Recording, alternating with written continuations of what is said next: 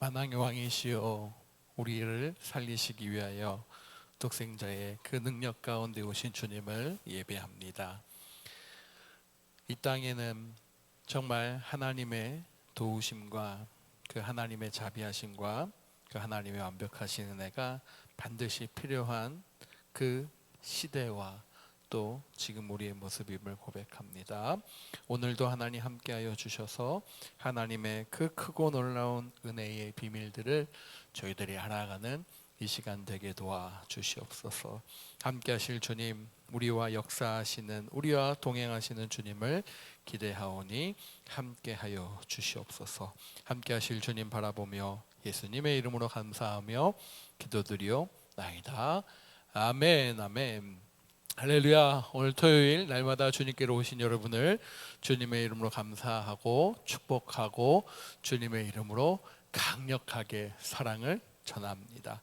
오늘도 그 주님의 은혜의 말씀이 저와 여러분을 지배하고 또 하나님의 큰 사랑으로 우리를 세우시고 우리를 인도하실 것을 믿습니다. 우리 욥기서 36장 우리 16절로 33절인데요. 우리는 24절부터 33절까지의 말씀을 함께 같이 읽겠습니다. 욥기서 36장 16절로 오늘 본문은 33절입니다. 24절로 33절까지만 읽겠습니다. 같이 읽습니다. 그대는 하나님께서 하신 일을 기억하고 높이라 잊지 말지니라. 인생이 그의 일을 찬송하였느니라. 그의 일을 모든 사람이 우러러 보나니 먼 데서도 보느니라. 하나님은 높으시니 우리가 그를 알 수 없고 그의 횟수를 헤아릴 수 없느니라. 그가 물방울을 가늘게 하시며 빗방울이 증발하여 안개가 되게 하시도다. 그것이 구름에서 내려 많은 사람에게 쏟아지느니라. 겹겹이 쌓인 구름과 그의 장막의 우레소리를 누가 능히 깨달으랴. 보라, 그가 번갯불을 자기의 사면에 펼치시며 바다 밑까지 비치시고 이런 것들로 만민을 심판하시며 음식을 풍성하게 주시느니라. 그가 번갯불을 손바닥 안에 넣으시고 그가 번갯불을 명령하사 관역을 치시도다. 그의 우레가 다가오는 풍우를 알려주니 가축들도 그 다가옴을 아느니라. 아멘. 아멘. 아멘. 엘리야는 계속해서 그다지 새로울 것이 없는 가르침을 지금 이어가고 있습니다. 생명은 생명을 갈망하게 되어 있습니다. 다 사는 것이 목적이요 살리는 것이 목적이기 때문입니다. 그렇기 때문에 생명이 위협에 처하고 또 고난이 그 생명을 위협해 오면 본능적으로 우리 모두는 다 살 길을 찾게 되어 있다라는 말씀입니다. 따라서 사랑하는 여러분, 고난이나 고통은 생명의 가치를 재발견하는 시간이 될 것이고 그 우리의 삶과 우리의 삶을 다시 한번 돌아볼 수 있는 기회가 될 것입니다. 어떻게 해야 이 고통을 피할 수 있는지에 대해서는 내 생각보다도 무엇이 더 먼저 빨리 반응을 하냐? 바로 내 몸이, 내 육신이, 내 육체가 먼저 반응을 하게 된다라는 것이죠. 무엇보다도 내 힘으로 빠져나올 수 없는 어려움이나 시련이나 아픔이나 고난을 만날 때 우리는 비로소 우리의 자리가 어디인지, 우리의 한계가 무엇인지, 우리의 능력의 한계점을 만나게 된다라는 것이에요. 그래서 여러분 어떻게 됩니까? 부르짖게 되는 거예요. 그래서 소리치게 되는 거예요. 내 힘으로는 도저히 해결할 능력이 없다라는 그 상황을 인정하는 것입니다. 내 힘으로 빠져나올 수 없는 그러한 고난을 만날 때 내 자리가 어디인지를 반드시 깨닫는다라는 거예요. 우리의 능력의 한계를 반드시 만나게 된다라는 것입니다. 사랑하는 여러분, 만약에 내 힘으로 무엇인가를 해결할 수 있는 기미가 보이면요, 부르짖거나 소리 지르거나 어떠한 전심을 다해서 그것을 빠져나오려고 반응하지 않습니다. 왜 그럴까요? 내가 할 수 있기 때문이에요. 그러나 내가 할 수 없는 상황, 도저히 내가 빠져나올 수 없는 상황에서 우리가 할 수 있는 것은 무엇입니까? 부르짖음이요, 어떤 전능자의 힘을 기대하며 도움을 요청하는 그 모습이요, 그 속에서 무엇입니까? 내 한계점을 바라보고 나를 인식하는 그러한 자세가 나온다라는 것입니다. 욥이요, 오늘부터 오늘 이 말씀을 통해 부르짖기 시작합니다. 처음으로 부르짖기 시작합니다.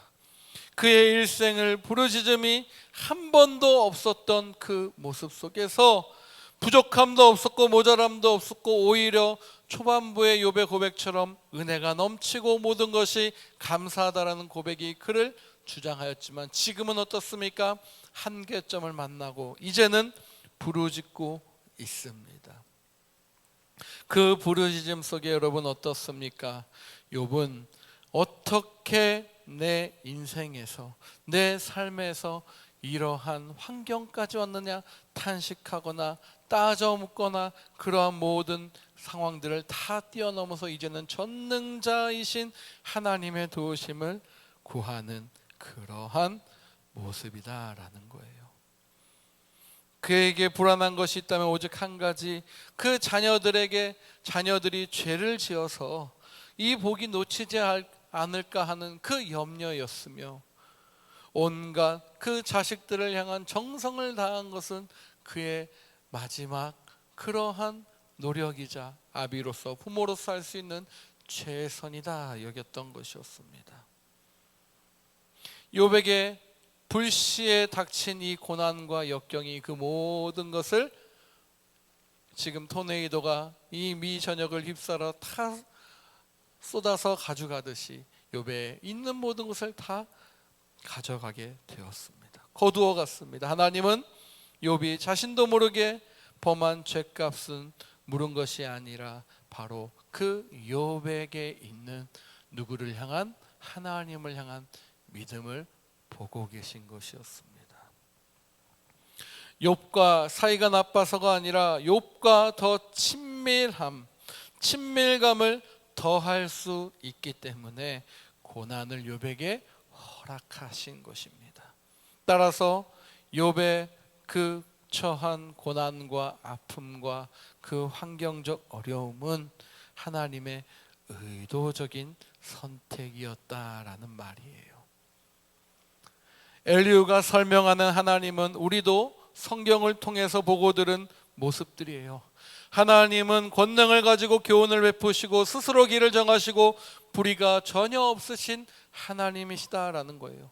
우리도 역시 이 사실을 부인하지는 않습니다. 그런데 하나님의 성품과 속성에 대한 말이 고난에 빠진 이를 정죄하기 위한 목적으로 만약에 쓰인다라면 그 이야기는 달라집니다.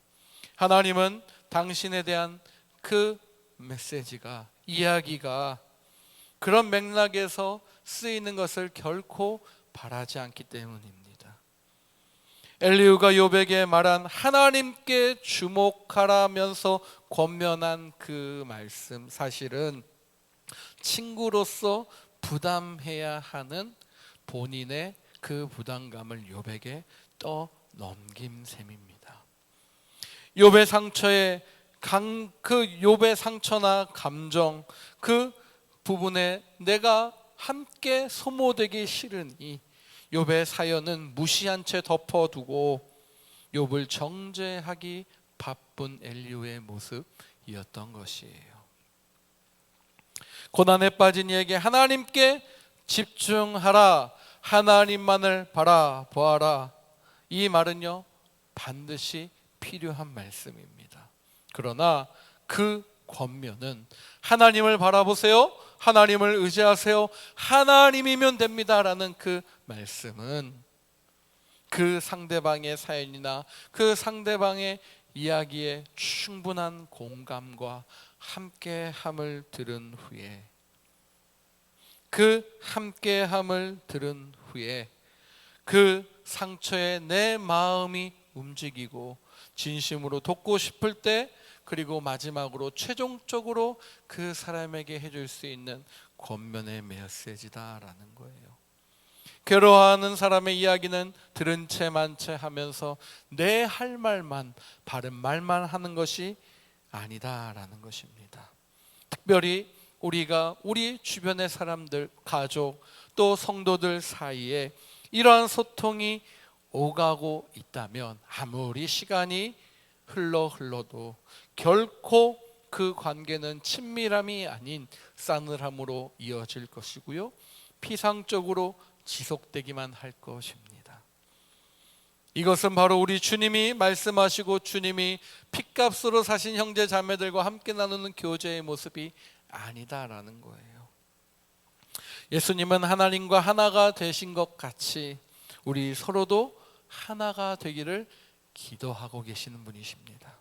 하나님께 주목하라라는 말로 책임을 회피하지 않는 저와 여러분 되시기를 주님의 이름으로 간절히 축복합니다.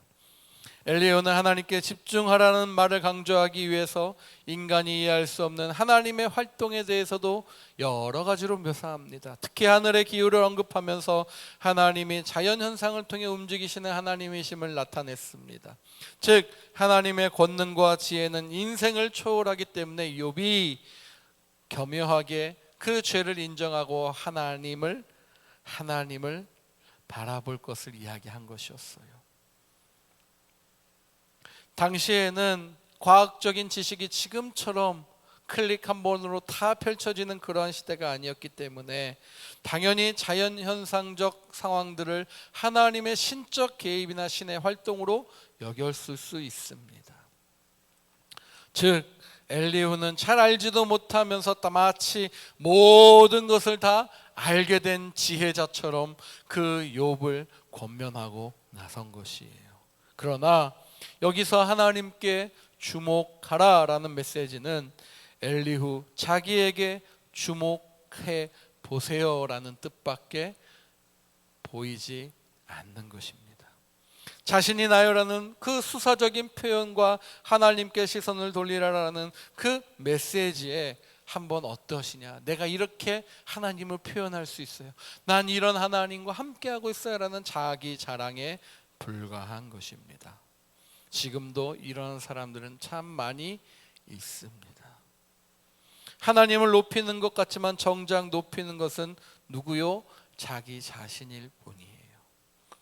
이들은 자기 영광에 도취되어 하늘에서 받은 상을 놓치기 쉬운 어리석은 자들임을 반드시 잊지 않고 기억하는 우리 모두가 되시기를 축복합니다. 엘리후가 욥에게 주목했다면 얼마나 그 안에서 친밀한 교제가 이루어졌을까. 본인부터 그 상대의 아픔의 진실로 공감하고 그 상실감에 함께 했다면 하나님께 주목하라는 설익은 그 권면으로 그의 시간과 인생을 낭비하지는 않았을 텐데, 영적인 권면처럼 보이지만 그 모든 것에 드러나는 것은 무엇입니까? 자기의 자랑밖에 없는 것입니다.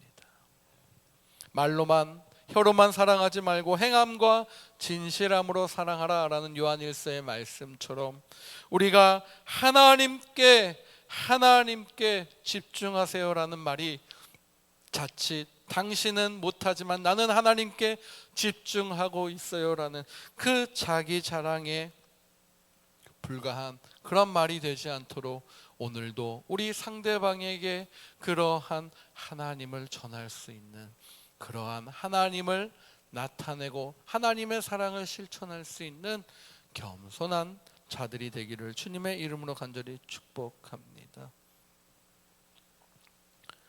하나님이 사랑의 눈길로 바라보시는 것처럼 우리 주변의 가족들에게도, 형제 자매들에게도, 우리 주변의 사람들에게도, 이웃에게도 내 시선이 그렇게 이어지기를 우리 주님도 원하신다라는 말씀이에요. 그것이 먼저입니다. 그 사람의 상황과 환경과 그 모든 것을 공감하면서 정말 그것이 그렇게 될 수밖에 없었던 이유를 함께 같이 공감해 가면서 그 다음 대안으로 우리가 할 수 없으니 우리의 능력자이신 하나님을 의지해 봅시다. 이렇게 지혜롭게 권면할 때 우리 주변에 수많은 어려움과 시련과 아픔과 힘듦으로 고생하고 넘어져 있는 지체들을 하나님의 그 따뜻한 사랑으로 일으켜 세우실 수 있는 거룩한 하나님의 사람들이 오늘도 되시기를 주님의 이름으로 간절히 축복합니다.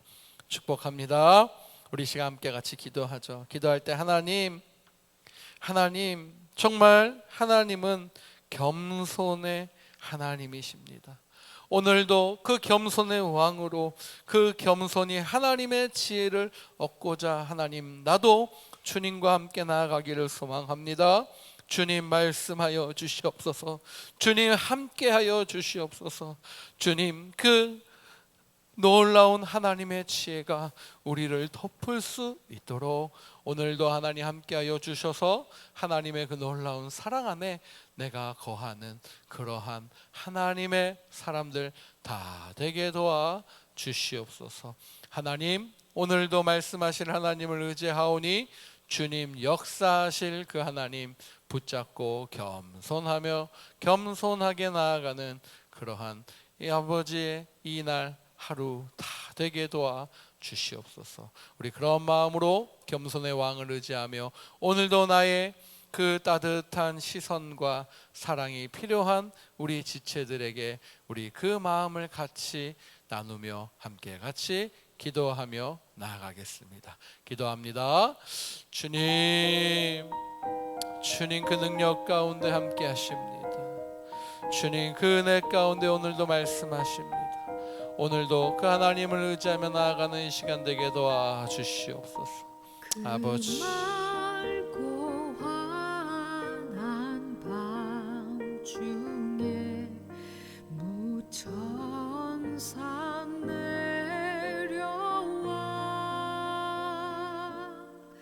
그 손에 비파 들고서 다 찬송하기를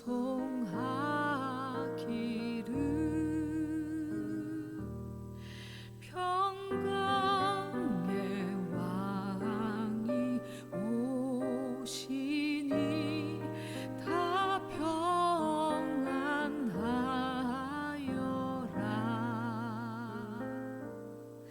그 소란하던 세상이 다 고요하도다.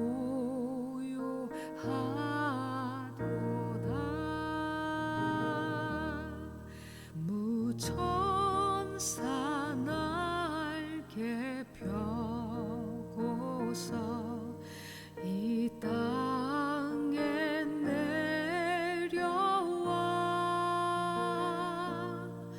그때에 부른 노래가 또 다시 들리니 이 슬픔 많은 세상에 큰 위로 넘치고 온 세상 기뻐 뛰놀며 다 찬송하도다.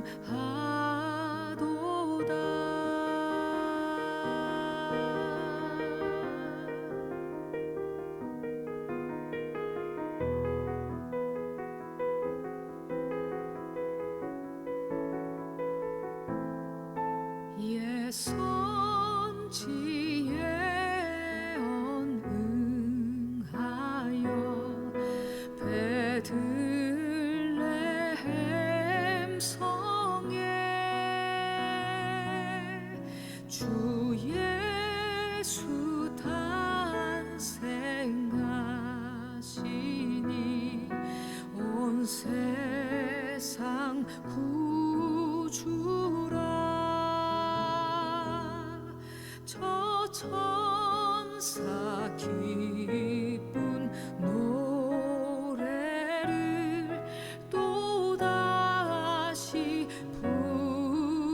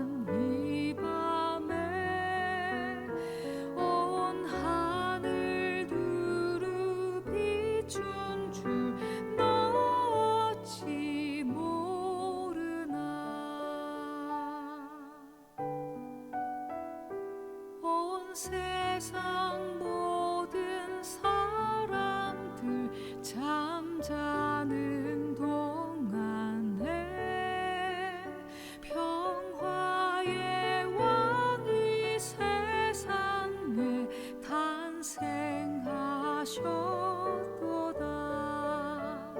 저 새벽 별이 홀로 그 일을 아는 듯 밤새껏 귀한 그 일을 말없이 지켰네.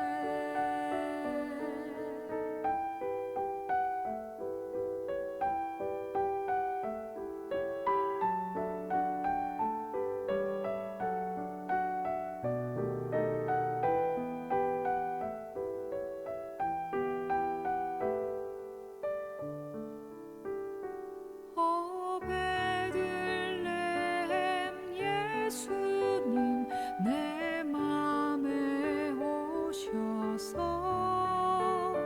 내 죄를 모두 사하고 늘 함께 하소서. 저 천사들의 소식 나 기뻐 들으니 오 임마누엘 예수님 내 맘에 오소서.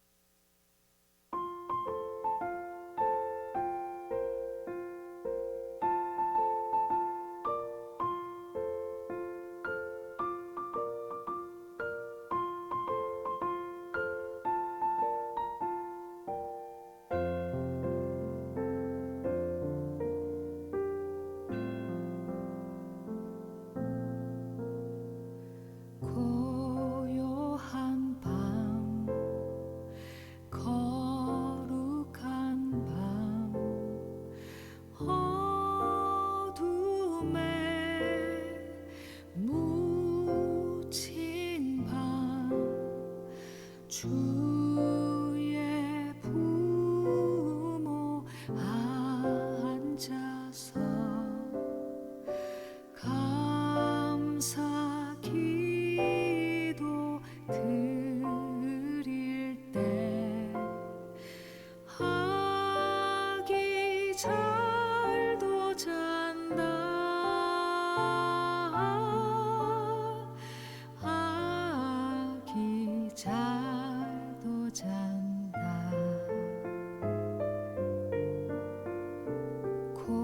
고요한 밤 거룩한 밤 영광이 둘린 밤 저